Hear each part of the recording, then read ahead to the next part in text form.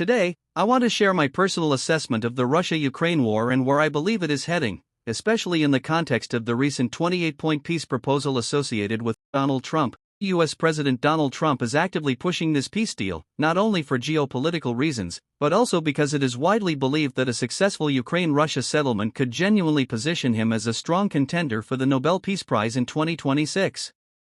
In my opinion, this war, or what Russia calls its special military operation, is not ending immediately.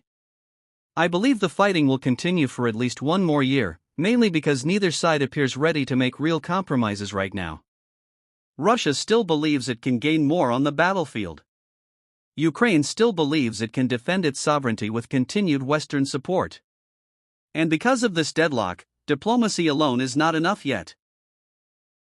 Ukraine's stance: why Kyiv is not accepting the 28-point plan.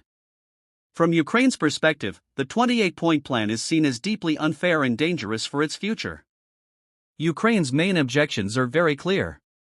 Territorial integrity: the plan reportedly asks Ukraine to accept the loss of territories currently occupied by Russia. For Kyiv, this is simply non-negotiable. No Ukrainian government can politically survive if it formally surrenders land. NATO and security guarantees: Ukraine is being asked to limit its future security choices, including NATO ambitions. After suffering a full-scale invasion, Ukraine believes security guarantees without NATO are meaningless. Sovereignty issues: many Ukrainians see the deal as a forced settlement written under pressure rather than a fair peace. From Ukraine's point of view, accepting this deal now would mean legalizing Russian gains made through war, and that is something Zelensky's government is not willing to do. Russia's stance: what Moscow agrees with and what it doesn't. Russia, on the other hand, views the proposal very differently. There are parts of the plan that suit Moscow. These include recognition of some Russian territorial gains, Ukrainian neutrality, reduced Western military influence in Ukraine. However, Russia has also not fully accepted the proposal. Moscow believes it is still gaining strategic advantage on the battlefield.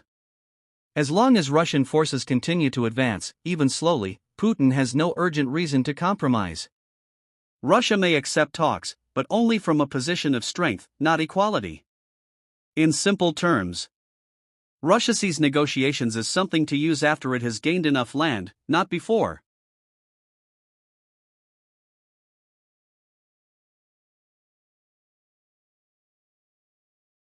Europe's position: why Ukraine's allies are uncomfortable with this deal. Ukraine's European allies, especially countries like France, Germany, Poland, and the Baltic states, are extremely uneasy about this peace proposal. Their main concerns are: firstly, precedent. If Russia is rewarded with territory after invasion, it sends a dangerous message to the world. Secondly, European security. A weakened Ukraine means a stronger and bolder Russia on Europe's borders. Thirdly, exclusion from talks. Many European nations feel these discussions are happening without serious European involvement, even though the war directly affects them. Europe may want peace, but not at the cost of normalizing territorial conquest in Europe.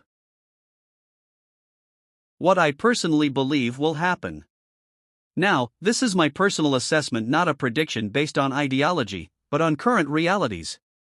I believe: firstly, this war will continue for roughly one more year. Secondly, Russia will push further until it feels it has captured enough land, weakened Ukraine militarily, and exhausted Western patience and funding. My second belief is that only after reaching above-mentioned point, Russia will push Ukraine back to the negotiating table. When the war finally stops, I don't think it will end gradually. I believe it will stop abruptly after one decisive phase, when the cost becomes too high for Russia to continue and too exhausting for Ukraine to resist without a political settlement. The eventual peace will likely come not from goodwill, but from exhaustion. Closing thought. This war is no longer just about Russia and Ukraine. It has become a test of military endurance, economic resilience, and global political will. For now, compromise is absent on all sides. And until that changes, peace remains a distant goal, not an immediate reality.